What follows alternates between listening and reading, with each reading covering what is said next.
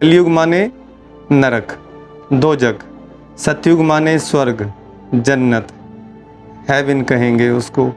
और अगर कोई किसी को बोले कि तुम नरक में हो, तो उसको कितना बुरा लगेगा। लेकिन खुद बोलते हैं कि वो स्वर्ग में और हम नरक में।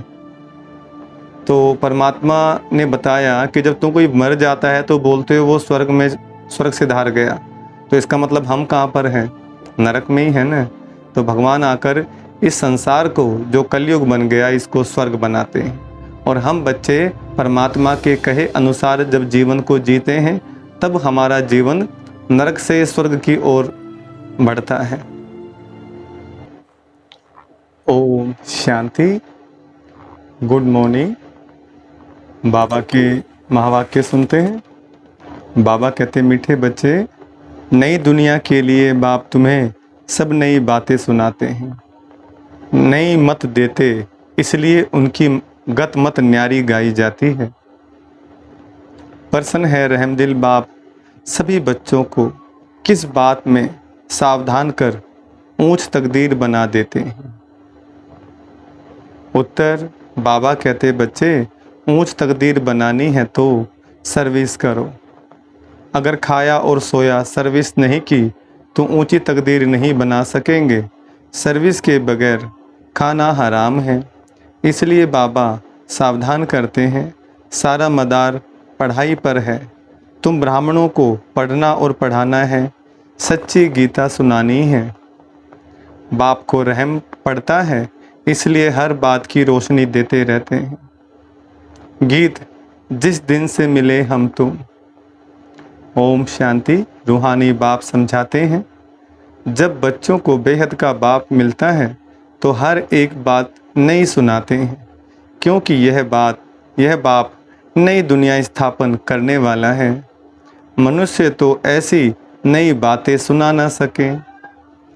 बाप जिसको हेवनली गॉड फादर कहा जाता है, वह बेहद का बाप स्वर्ग की स्थापना करने वाला है। नरक की स्थापना करने वाला है रावण। 5 विकार स्त्री में, 5 विकार पुरुष में, वह हो गई रावण संप्रदाय। तो यह नई बात सुनाई ना। स्वर्ग बनाने वाला है परमपिता परमात्मा, जिसको राम कहते हैं। नरक बनाने वाला है रावण, जिसका चित्र बनाकर वर्ष वर्ष जलाते हैं। एक बार जल गया तो फिर उनका FG देखने में थोड़े ही आएगा। वह आत्मा जाकर दूसरा शरीर लेती है, फीचर्स आदि बदल जाते हैं। यह तो रावण के वही फीचर्स वर्ष वर्ष बनाते और जलाते हैं। वास्तव में जैसे निराकार शिव बाबा का कोई फीचर नहीं, वैसे रावण का भी कोई फीचर नहीं। यह रावण तो विकार हैं। बाप यह समझाते हैं, मनुष्य भक्ति मार्ग में क्या चाहते हैं। भगवान आते ही हैं भक्ति का फल देने व रक्षा करने, क्योंकि भक्ति में दुख बहुत है, सुख है अल्पकाल क्षण भंगुर। भारतवासियों का बिल्कुल दुखी जीवन है। कोई का बच्चा मरा, कोई का दिवाला निकला, जीवन तो दुखी रहता है ना। बाप कहते हैं, मैं आता हूँ सभी का जीवन सुखी बनाने। बाप आकर के नई बात बताते हैं, कहते हैं, मैं आया हूँ स्वर्ग की स्थापना करने, वहाँ तुम विकार में नहीं जाएंगे। वह है निर्विकारी राज्य, यह विकारी राज्य। अगर तुमको स्वर्ग का राज्य चाहिए तो वह बाप ही स्थापन करते हैं। नरक का राज्य रावण स्थापन करते हैं। तो बाप पूछते हैं, तुम स्वर्ग में चलेंगे, बैकुंठ की महारानी महाराजा विश्व के मालिक बनेंगे। यह कोई वेद शास्त्र आदि की बातें नहीं हैं। बाप ऐसे नहीं कहते कि राम राम कहो व दर दर धक्के खाओ, मंदिरों तीर्थों आदि में जाओ, वह गीता भागवत आदि बैठकर पढ़ो। नहीं, सतयुग में तो शास्त्र होते नहीं। तुम भले कितने भी वेद शास्त्र आदि पढ़ो, यज्ञ जप दान पुण्य आदि करो, यह है ही धक्के खाना। इनसे प्राप्ति कुछ भी नहीं। भक्ति मार्ग में कोई एम ऑब्जेक्ट नहीं है। मैं तुमको स्वर्ग का मालिक बनाने आया हूँ। देखो कितना सीधा सीधा स्पष्ट बता रहे हैं बाबा। इस समय सब नरकवासी हैं। अगर कोई को कहो तुम नरकवासी हो तो बिगड़ेंगे। वास्तव में तुम जानते हो, नरक कलयुग और स्वर्ग सतयुग को कहा जाता है। बाप बैकुंठ की बादशाही ले आए हैं। कहते हैं स्वर्ग का मालिक बनना है तो पवित्र जरूर बनना पड़ेगा। बाबा ने कितना स्पष्ट बताया, स्वर्ग का मालिक बनना है तो पवित्र जरूर बनना पड़े। मूल बात सारी पवित्रता की है। कई मनुष्य कहते हम पवित्र तो कभी नहीं रह सकते। अरे तुमको पावन बनाते हैं स्वर्ग में चलने के लिए। पहले वापिस शांति धाम में जाकर फिर स्वर्ग में आना है। सभी धर्म वालों को कहते हैं देह को छोड़ अशरीरी बनकर जाना है, इसलिए देह के अभिमान को तोड़ो। मैं क्रिश्चियन हूँ, बौद्धि हूँ, यह सब है देह के धर्म। आत्मा तो स्वीट होम में रहती है। तो अब बाप कहते हैं वापिस मुक्ति धाम चलेंगे, वहाँ तुम शांति में रहेंगे। बताओ तुम वापिस कैसे चल सकते हो? मुझ बाप को और अपने स्वीट होम को याद करो। देह के सब धर्म छोड़ो। यह मामा है, काका है, चाचा है, इन सब देह के संबंधों को छोड़ो। अपने को देही समझो, मुझे याद करो। बस यह है मेहनत, और मैं कुछ नहीं सुनाता हूँ। शास्त्र आदि जो पढ़े हो वह सब छोड़ो। मैं नई दुनिया के लिए तुमको नई मत देता हूँ। कहा जाता है ना, ईश्वर की गत और मत न्यारी है। गति कहा जाता है मुक्ति को। बाप नई बात सुनाते हैं ना, मनुष्य भी जब सुनते हैं तो कहते हैं यहाँ तो नई बात है, शास्त्रों की कोई बात नहीं। यूं तो है गीता की बात, परंतु मनुष्यों ने गीता को भी खंडन कर दिया है। मैंने तो गीता पुस्तक कुछ भी नहीं उठाई है, वह तो बाद में बनती है। मैं तो तुमको ज्ञान सुनाता हूँ। ऐसे कभी कोई नहीं कहेंगे कि तुम मेरे सिकलदे बच्चे हो। यह निराकार परमात्मा ही कहते हैं। निराकार आत्माओं से बात करते हैं, आत्मा सुनती है। यह शरीर है ऑर्गन्स। यह बात कभी कोई समझते नहीं, वह मनुष्य को सुनाते हैं। यह परमात्मा बैठ आत्माओं को सुनाते हैं। हम आत्माएं सुनती हैं इन कानों द्वारा। तुम जानते हो परमपिता परमात्मा बैठ समझाते हैं। मनुष्य तो यह वंडर खाते हैं। भगवान कैसे समझाएगा? वह तो समझते हैं श्री कृष्ण भगवान वाच। अरे श्री कृष्ण तो देहधारी है, मैं तो देहधारी नहीं हूँ। मैं विदेही हूँ और विदेही आत्माओं को सुनाता हूँ। तो यह नई बातें सुनने से मनुष्य चकित हो जाते हैं। जो कल पहले बच्चे सुनकर गए हैं उन्हों को तो बहुत अच्छा लगता है, पढ़ते हैं। मम्मा बाबा कहते हैं इसमें अंधश्रद्धा की तो कोई बात हो ना सके। लौकिक रीति भी बच्चे माँ बाप को माँ बाप कहते हैं। अभी तुम उन लौकिक माँ बाप की याद छोड़ पारलौकिक माता पिता को याद करो। यह पारलौकिक माँ बाप तुम्हें अमृत की लेन देन सिखलाने वाले हैं।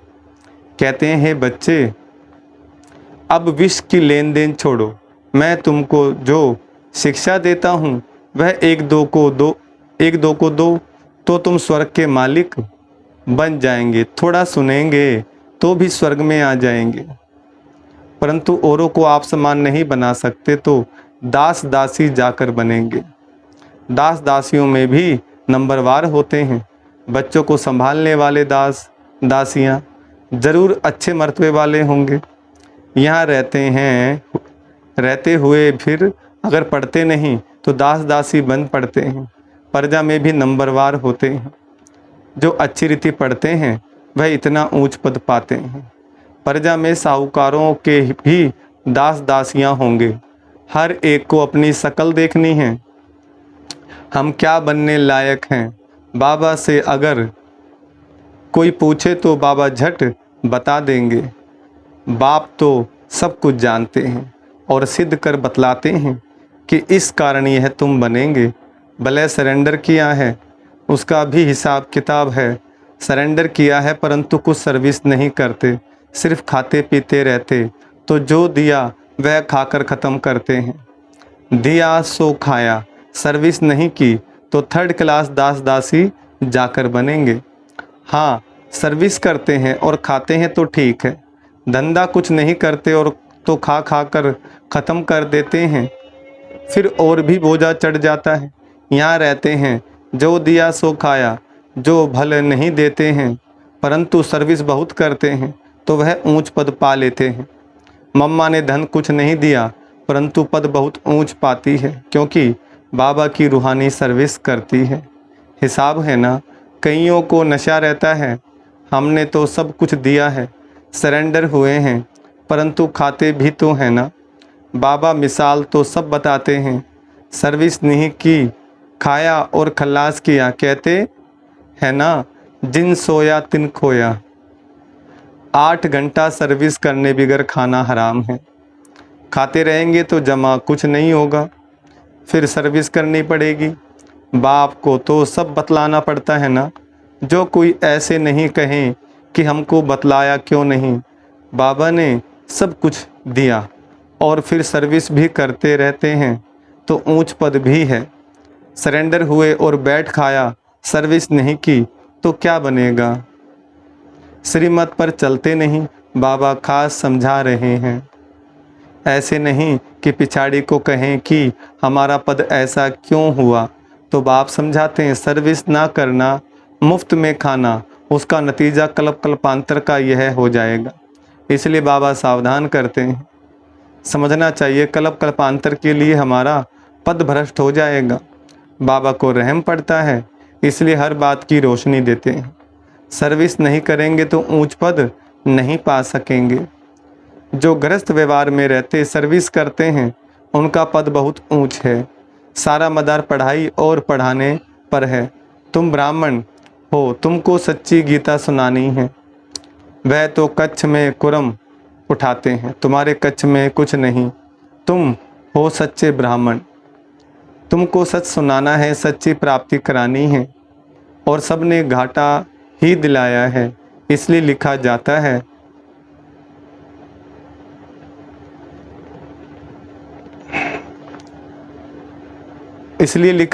है वह सब झूठ है। बाबा सच सुनाकर सचखंड का मालिक बनाते हैं। यह तो समझने की बात है। विश्व का मालिक बनना कम बात है क्या। सेंसिबल बच्चे जो होंगे वह तो प्लान बनाते रहेंगे।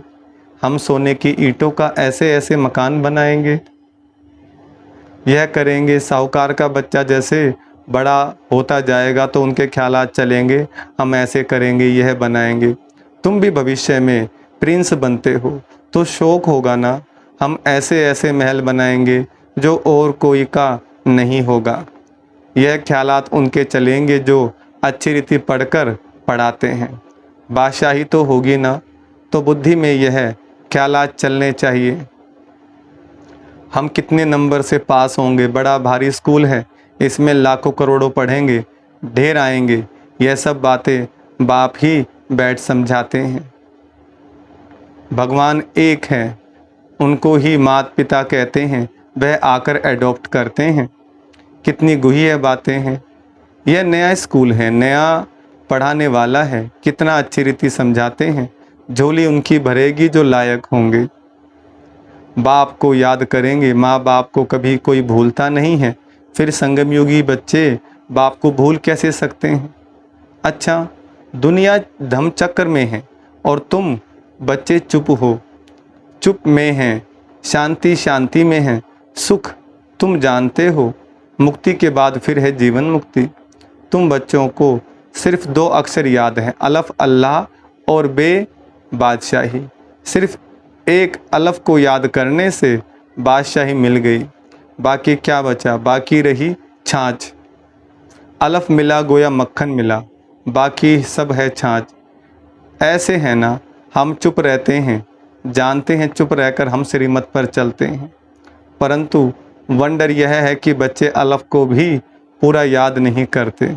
माना शिव बाबा को, अल्लाह को पूरा याद नहीं करते, भूल जाते हैं। माया तूफान लाती है। बाप भी कहते हैं मनमना भव मध्या जी भव। गीता में अक्षर है तो तुमको गीता वालों से अर्थ पूछना चाहिए कि मनमना भव मध्या जी भव का अर्थ क्या है। बाप कहते हैं मुझे याद करो तो तुमको बादशाही मिलेगी। सब देह के धर्म छोड़ देही बन जाओ और बाप को याद करो तो बादशाही मिलेगी। ग्रंथ में भी कहते हैं जपो अल्फ को तो बादशाही मिलेगी, सचखंड की राजाई मिलती है। हम दुनिया से बिल्कुल न्यारे हैं और कोई भी ऐसे नहीं कहेंगे बाप तुम्हें नई बातें सुनाते हैं, बाकी सब पुरानी बातें ही सुनाते हैं। बात बड़ी सहज है, अलफ के बनो तो बादशाही मिलेगी, फिर भी पुरुषार्थ तो करना पड़े। आसपास बनाने की जितनी सर्विस करेंगे, आप समान बनाने की जितनी सर्विस करेंगे उतना फल मिलेगा।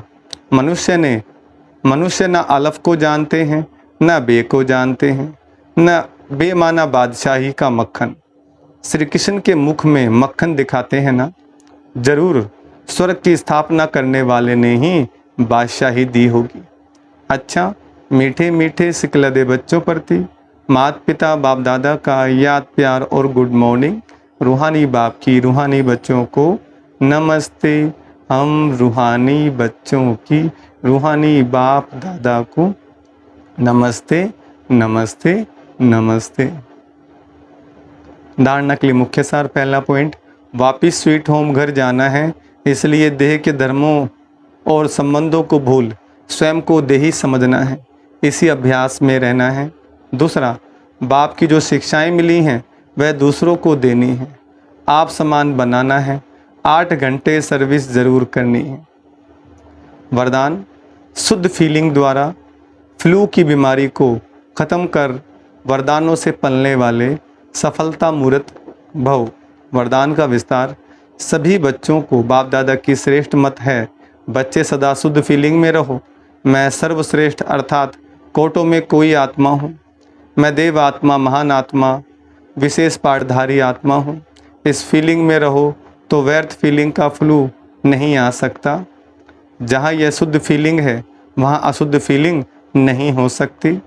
इससे फ्लू की बीमारी से अर्थात मेहनत से बच जाएंगे और सदा स्वयं को ऐसा अनुभव करेंगे कि हम वरदानों से पल रहे हैं, सेवा में सफलता पा रहे हैं। स्लोगन है, संगम युगी मर्यादा पुरुषोत्तम बनना, यही ब्राह्मण जीवन का श्रेष्ठ लक्ष्य है। संगम युगी मर्यादा पुरुषोत्तम बनना, यही ब्राह्मण जीवन का श्रेष्ठ लक्ष्य है। अच्छा, ओम शांति।